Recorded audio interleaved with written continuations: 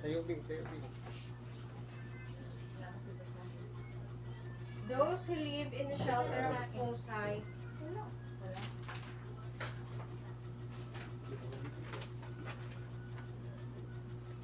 Those who live in the shelter of Most High will find rest in the shadow of the Almighty. This I declare about the Lord. He alone is my refuge, my place of safety. He is my God and I trust Him. For He will rescue you from every trap and protect you from deadly disease. He will cover you with His feathers. He will shelter you with His wings. His faithful promises are your armor and protection. Do not be afraid of the terrors of the night, nor the arrow that flies in the day. Do not dread the disease that stalks in darkness, nor the disaster that strikes at midday. Though 1,000 fall at your side, though 10,000 are dying around you, this evil will not touch you.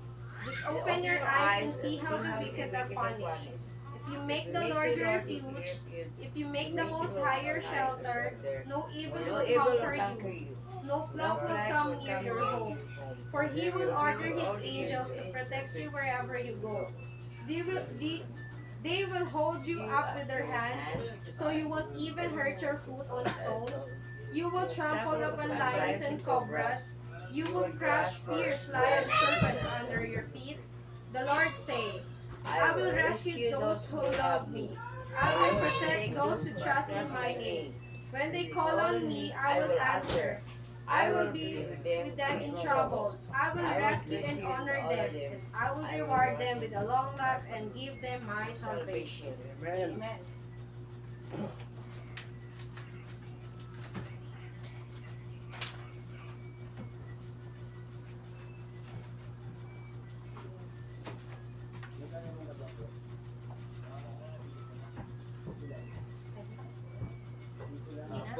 Now, Sister Annalisa will preach his task.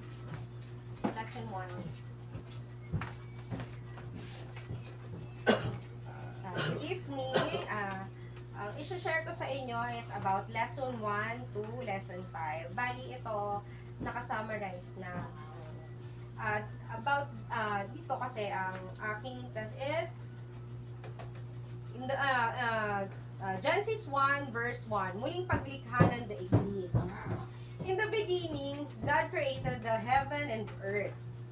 And sa John 1 verse 1 to 3, in the beginning was the Word, and the Word was with God, and the Word was God. He was in the beginning with God. All things were made through Him, and without Him was not anything made that was made. Bali ito, inaano dito sa, di ba sabi nga nila, si Lord ang lumikha sa atin. Kumbaga dito, inano ni Lord na from sa langit, kung ano yung hinihinga mo, kung ano yung nakikita mo, ginawa niya yung mga dagat, ginawa niya yung mga bundok, ginawa niya yung, kumbaga yung kalikasan na nakapaligid sa atin ngayon na natatamasa natin. Yun yung unang nilikha ni Lord sa atin. Parang, inano niya, sabi niya gano'n, kumpleto na eh. Meron na akong magandang lugar, magandang igdig. Meron akong hangin, meron akong lupa, merong araw. Pero parang kulang pa din. Sabi niya gano'n, parang hindi pa rin ako satisfied sa nakikita ko. So ang ginawa ni Lord, lumikha siya ng tao. Which is yung tao, ginawa niya galing sa alikabok. Yun ang inano niya, pero may doon, kumbaga, meron pa rin bahagi si Lord sa paggawa ng tao na yun. Sabi niya, which is nga yung paglikha niya, is yung nasa Genesis 1, verse 26 to 27. Then God said, let us make man in our image after our likeness, and let them have dominion over the fish of the seas, over the birds of the heavens, over the livestock, over all the earth, and over every creepy thing that creeps on the earth. Kumbaga sabi niya, so God created man in His own image. In the image of God, He created him, male and female. He created them.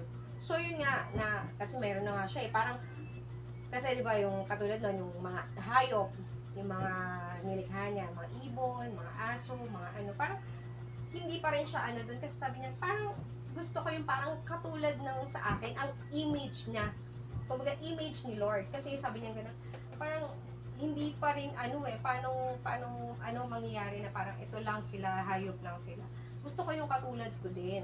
Sabi niya. Kaya lumikha siya ng isang babae at saka sa isang lalaki. Yun which is si Eva at si Adan. Sabi niya gano'n. So, kumbaga yung effort ni Lord, binuhos na sa paggawa doon. Kumbaga, yung paglikha niya doon kay Eva at Adan. So, yung nilikha niya na yon, nandiyan na si Eva at Adan, meron siyang tinatawag na the Garden of Eden.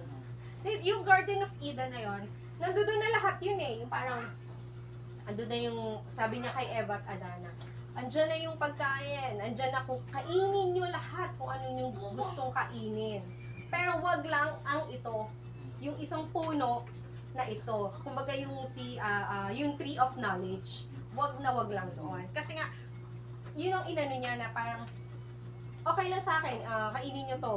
Kainin nyo yung prutas na yan. Kainin mo tong ano na yan. Wag lang ito. Kasi nga, ang ano pala doon, yung isang puno na yun, yung, ano yun eh, parang, ano siya, puno ng good and evil.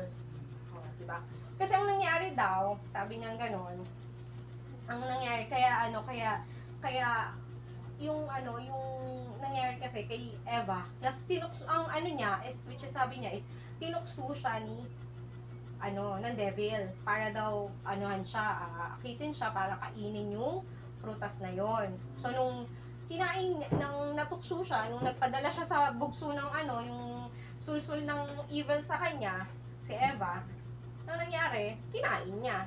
Which is yung, syempre, hindi lang siya, kasi nga, parang, shinare niya rin kay Adan, kasi sabi, ano yan, sabi niya, kainin mo din, parang shinare niya doon, sabi niya.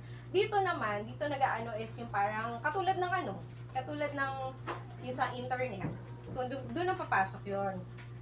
Sabi nilang ganon, bakit diba ngayon, sa atin, para tayong kapag may nangyari sa atin, halimbawa may naramdaman tayo na hindi maganda sa katawan natin, parang ang nangyayari is Google lang eh, internet lang eh, ano to nararamdaman ko, bakit ako ninenervous, bakit ako ganito, diba, parang ganon.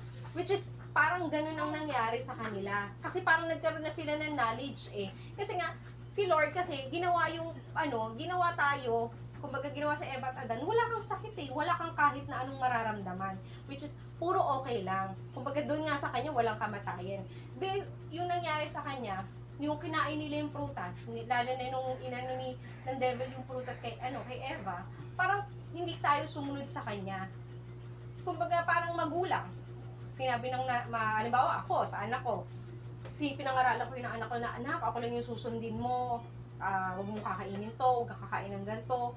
Ang nangyari kasi kay Eva at Adan, sinuway nila yung ni Lord na, na yung bilin nila na ni Lord sa kanila na, bakit inano mo ko? Parang ang inano nila, wala naman siguro mangyayari kung kakainin ko to, ganyan.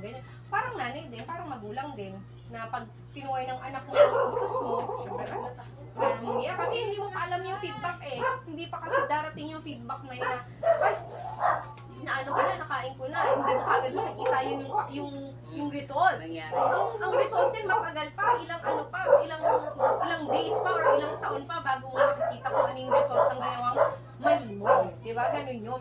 Like ngayon, tayo, kung ano yung mabalitaan natin sa internet, kung ano yung makita natin mga news, parang ang sa atin na parang, ano nangyayari na sa atin? Sabi yung konting balita lang, na tayo, kinakabahan na tayo, kung ano-ano na yung nasa isip natin.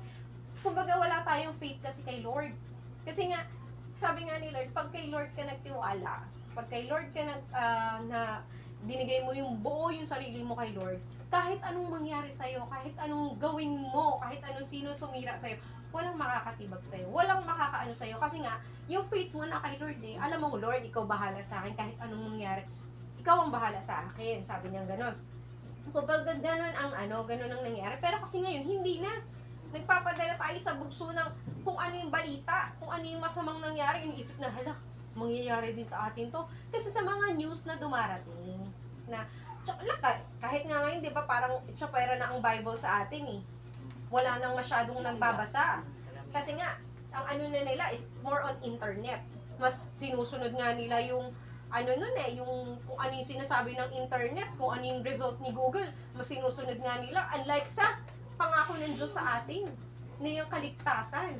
Sumunod ka lang sa Kanya, manampalataya ka lang sa Kanya, maliligtas ka. Eh so Google, pag sinunod mo, maliligtas ka ba? Di ba? Ang tanong, maliligtas ka ba? O sinunod mo nga yun. O ano nangyari sa'yo? Di ba wala? Walang nangyayari kasi nga, ang inaano kasi doon, walang pangakong ibinigay ang Diyos sa Google na yan. Kay Lord, sa Bible, magbasa ka, andyan ang promises ni Lord eh, hindi ka iiwan. Walang kumbaga, ang ano lang doon is acceptance mo sa Kanya. Tiwala sa Kanya na until the end, kung ano yung mangyayari sa'yo, Lord, ikaw na bahala. Lord, ikaw nang ano. Diba? Ganun lang yun. Kumbaga, huwag tayo magpapadala sa mga bugso kung ano yung nakirinig natin balita. Tsaka, kung ano man yung, halimbawang may nagawa man tayong mali, alam natin na i-correct natin. Basta ismo. Oo, sabihin mo lang kay Lord, sorry, ituro mo ko sa akin kung ano yung tama. Diba? Ganun lang naman ang ano niya, basta tiwala ka sa Kanya, sumunod ka sa Kanya. Kasi nga, dito nga nakasulat, diba, sa Revelation, blessed are those who wash their robes, so that they will have the right to the tree of life, and they may enter the city of the gates. Diba? Yun nga. Ang ano lang natin, sumunod tayo, manalig tayo kay Lord, sundin natin kung ano yung nasa Bible, at isa puso natin. Hindi sa mga papanood natin, hindi sa napakikinggan natin, hindi kay Mr. Google or Facebook or YouTube man, di ba? Kay Lord lang talaga. Yun lang ang report ko. Thank you. Okay na yung sa akin. Okay na yung sa akin. Sige. Ay, marami. Ako na. Teka. Meron pa ako.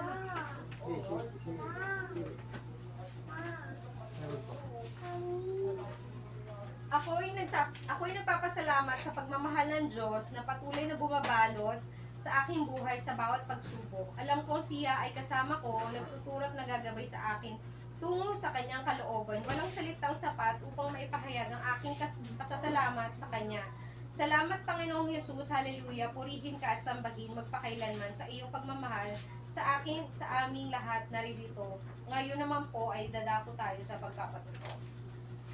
Ako ay lulusan. Nagpapasalamat sa kabutihan ng Diyos sa aking buhay.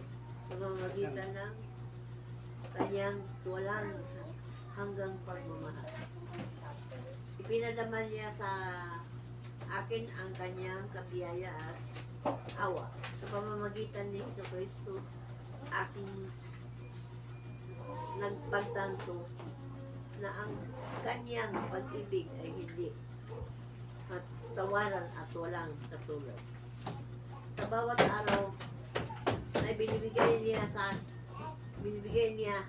ako ng hininga, ako ay nababalutan ng kanyang pagmamahal.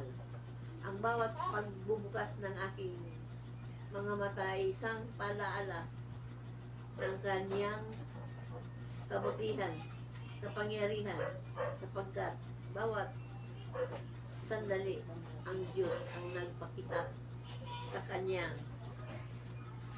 mga himala ng aking buhay.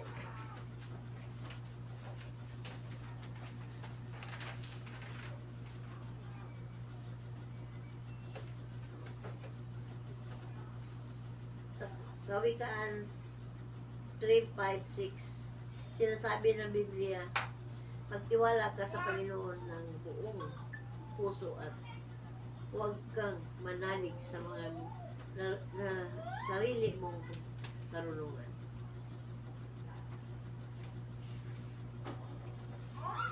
Kilalanin mo siya sa lahat ng iyong mga lakad at ituturo niya ang iyong mga landas. Ito ay isang pangako na pagpatuloy sa pagpapaalala sa akin ng dapat kang magkatiwala ng Diyos na lahat ng aspito sa aking buhay. Sa pagkilala sa kanyang at lagi pagiging sensitibo sa kanyang boses sa pamamagitan ng banal na Espiritu Santo. Siya ang nagturo sa akin ng tamang landas at dapat kung tahakin ang tahakin. Hallelujah. Amen. Thank Amen. you, Lord. Amen. Okay, ako si Sister Monica. Amen. Sister Guguya. Hallelujah. Manalangin po tayo. Panginoon, salamat sa iyong walang sawang pagmamahal at biyaya. Patuloy mo kaming gabayan at patnubayan sa aming mga landas. Tulungan mo kaming maging sensitibo sa boses ng banal na Espiritu upang ang aming mga buhay at landas ay magiging tuwid sa iyong harapan. Sa ngalan ng Jesus, aming Ama. Thank you, Lord Jesus. Hallelujah.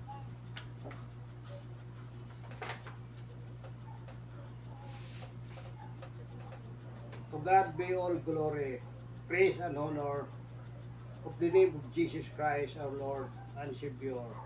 Amen. And Amen. thank you, Holy Spirit. Mangyari, manalangin muna tayo. Tumayo muna tayo. Magsimula upang walang masayang na kahit anumang bagay na ipinararating ng Panginoon sa atin ngayon araw. Ama namin na sa langit, salamat sa biyayang pinagkaloob mo sa amin ngayong araw. Binabati ka namin at pinasasalamatan sa pagkakataon na ito upang makapagtipon at makapagbahagi ng iyong salita. Tulungan mo kaming makinig ng buong puso at isip at gabayan mo kami na walang kapahamakan sa sa kapangyarihan pangalan ni Jesus. Amen and amen. Mga minahal kong asawa, kapatid at anak, maaari na po kayong umupo. Mga minahal kong kapatid, asawa, sa Panginoon, sa kapatid sa Panginoon, sa pagpatuloy ng ating pag-uusap, nais kong isalang-alang ang mahalagang katotohanan, walang anumang hatol o padlinlang.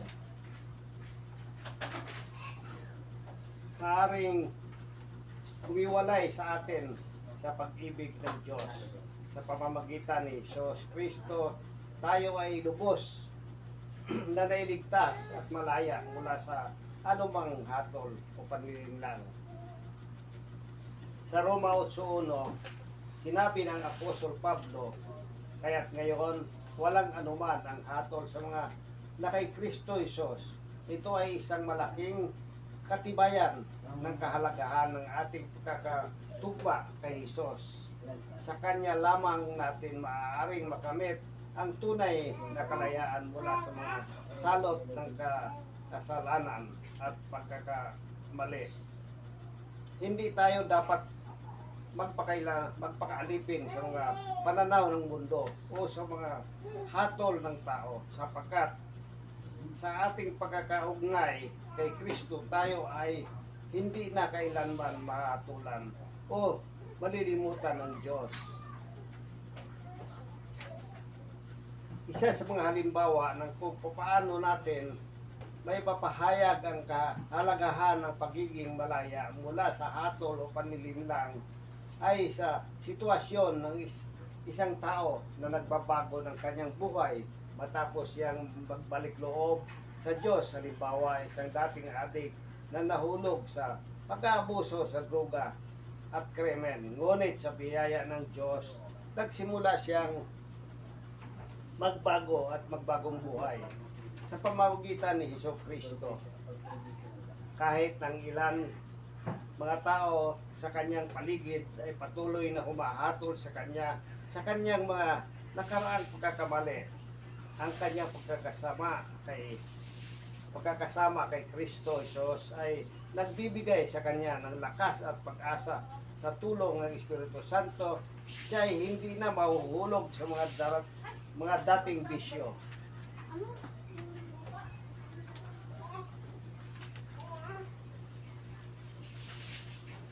At nakamit ang tunay na kalayaan mula sa pagkakaalipin sa kasalanan. Bukod dito, maaari rin nating ipahayag ang kahalagahan ng walang anumang hatol sa ating pagkakasama kay Jesus sa konstikto ng isang taong naghihirap sa kalungkutan at pangungulila. Halimbawa, isang taong nagdadalamhati sa pagkakawala ng kanyang isang mahal sa buhay at nagtatanong kung bakit pinapasan niya ang ganitong uri ng pagsubok sa pagtatanggap kay Hesus Kristo bilang tagapagligtas. Maaari nating ipahayag na sa pamamagitan ng kanyang pag-ibig at biyaya, tayo ay hindi iniwan o pinabayaan ng Diyos sa gitna ng ating kalungkutan at pangungulila. Sa halip, tayo ay pinayagan ng Diyos na malampasan ang anumang mga pagsubok sa pamamagitan ng kanyang lakas at presensya sa ating buhay. Sa mga nabanggit na halimbawa, mahalaga na maunawaan ng ating mga kapatid na sa pananampalataya na ang pagkakasama kay Jesus ay nagdudulot sa atin ng tunay na kalayaan mula sa hatol at panliliglang ng mundo. Mga minahal kong kapatid sa Panginoon, hindi lamang dapat nating unawain ang katotohanan ng walang hatol sa mga nasa kay Jesucristo, kundi mahalaga rin na maunawaan natin kung sino ang talagang hinahatulan ng Diyos. Sa kanyang salita, ipinapakita ng Diyos na ang mga taong hindi tumatanggap kay Jesus bilang kanilang tagapagligtas ang siyang hinahatulan. Sa Juan 3:18, sinabi ni Jesus,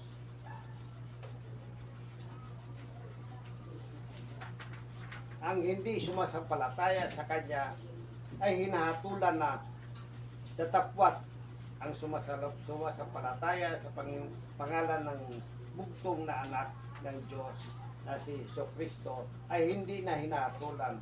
Ito ay nagpapahayag na ang pagtanggi sa biyaya at kaligtasan na inialay ni Jesus ay nagdadala ng hatol at paghiwalay sa Diyos.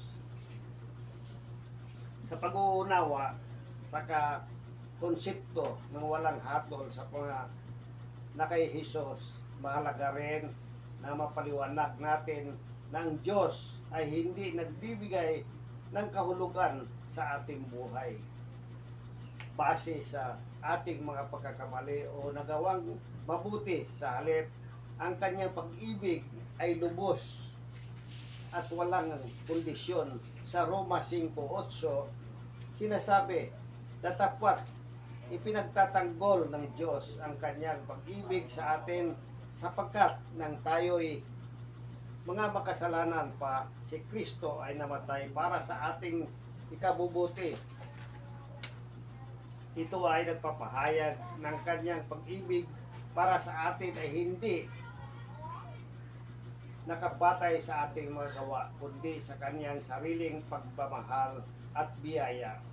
Kailangan ding bigyan diin ng pagkakatanggap kay Jesus bilang ating tagapagligtas ay hindi lamang tungkol sa ating kaligtasan mula sa parusa, kundi higit sa lahat ito ay tungkol sa relasyon natin sa Diyos sa pamamagitan ng ating pagtanggap sa Kanya bilang ating Panginoon at tagapagligtas. Tayo ay tinatawag na maging mga anak ng Diyos at maging bahagi ng Kanyang pamilya. Sa Juan 1:12, sinasabi, datapwat sa lahat ng tumatanggap sa Kanya, sa mga nagsisimpalataya sa kanya pangalan ay binigyan siya ng karapatan maging mga anak ng Diyos. Ito ay nagpapakita ng ating pagtanggap kay Jesus ay nagbubukas ng pintuan sa isang bagong buhay at ugnayan o relasyon sa Diyos. Ngayon mga kapatid, at sa lahat ng naririto at nakinig, maaari na po nating ipahayag sa ating mga labi ang ating pagtanggap sa Panginoon Jesus bilang ating Panginoon at sariling tagapagligtas.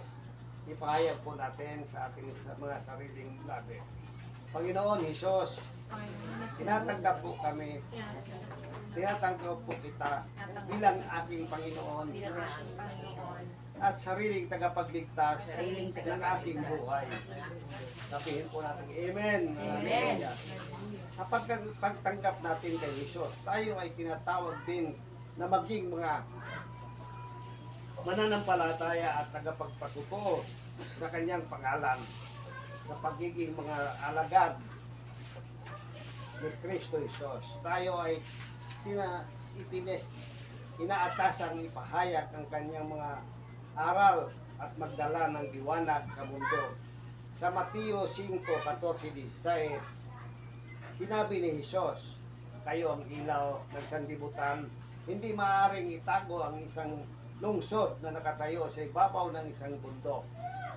At hindi rin ninyo tinatago ang isang nakasinding ilaw sa ilalim sa halip. Inilalagay ninyo ito sa mataas na lugar at ito ay nagbibigay liwanag sa lahat ng nasa bahay. Ngayon din, hayaan ninyo ang inyong liwanag ay magliwanag sa mga tao upang makita nila ang inyong mabubuting gawa at purihin nila ang inyong Ama sa langit. Ito ay nagpapakita ng ating pagtanggap kay Jesus ay may kaakibat na tungkulin na magbahagi ng kanyang liwanag at pag-ibig sa mundo. Sa mga tuwid, kapag tayo ay nanatiling matatag sa ating pananampalataya at sa ating pagkakasama kay Jesucristo, tayo ay nagiging bahagi ng kanyang plano para sa kaligtasan ng sanlibutan, ng sangkatauhan at pagpapakilala sa mundo sa kanyang pag-ibig. Kaya mahalaga na tayo ay magtuloy sa ating pagsunod sa kanya at maging mga tagapagdala ng kanyang mensahe sa anumang sitwasyon o pagkakataon. Sa ganitong paraan, tayo ay patuloy na naglilingkod bilang mga instrumento ng kanyang kapayapaan at pag-asa sa mundo. Tumaya tayo, manalangin tayo. Ama naming mapagmahal, sa oras na ito, aming dama ang iyong walang hanggang pagmamahal at biyaya sa amin. Tinatanaw namin ang iyong kabutihan at pagpapatawad na kahit kami ay nagkukulang at nagkakasala, hindi mo kami iniwan at patuloy mong inaakay sa iyong kabanalan. Patawarin po kami sa mga pagkakataon na hindi namin nasunod ang iyong kalooban. Sa mga sandaling kami ay nagkukulang sa aming mamahal at paggalang sa iyo. Bilang iyong mga anak, humihingi kami ng tawad sa lahat ng mga kasalanan na aming nagawa laban sa iyo at sa aming kapwa. Tinatanggap po namin si Jesus bilang aming Panginoon at tagapagligtas. Kami ay nagpapakumbaba sa iyong harapan at nagpapahayag ng aming pananampalataya sa Kanya. Itataguyod namin ang aming pagsunod sa iyong mga aral, hindi dahil sa aming kakayahan, kundi dahil sa kapangyarihan ng Banal na Espiritu na nagtataguyod sa amin. Panginoon, alam namin na sa pamamagitan ng iyong dakilang pagmamahal, kami ay nagbabago mula sa kaluwalhatian patungo sa kaluwalhatian. hinihiling namin na, namin na patuloy mong gabayan at palakasin ang aming pananampalataya upang maging isang instrumento ng iyong pagpapala sa bawat isa. Pinasasalamatan din po namin ang iyong anak na si Kristo na nagbibigay ng kanyang buhay upang kami ay maligtas at maging malaya sa kasalanan. Kami ay nagpapasalamat sa kanya, sa kanyang walang kapantay na sakripisyo at sa kanyang pag-ibig na hindi nagmamaliw. At sa banal na Espiritu, aming gabay at tagapagligtas, aming pinasasalamatan sa pagtuturo sa amin ng iyong kaharian at pagpalakas sa aming mga puso at isipan. Naway patuloy kaming aming pagpalain, Ama, at patuloy kaming gabayan sa aming paglalakbay sa iyong landas. Sa ngalan ni Kristo, aming tagapagligtas sa lahat ay magsabi ng Amen. Hallelujah. Salamat, Jesus. Thank you, Lord, sa aming panalangin sa araw na ito. Maraming salamat po. Ngayon po ay April 14, 2024, Sunday. Maraming salamat po, Lord, sa lahat ng biyayang patuloy mong binubuo sa amin.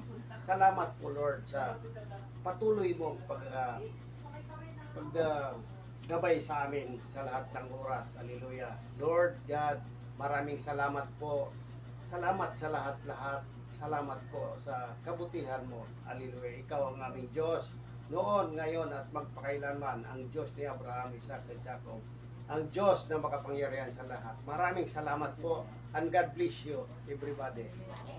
Thank you. Thank you.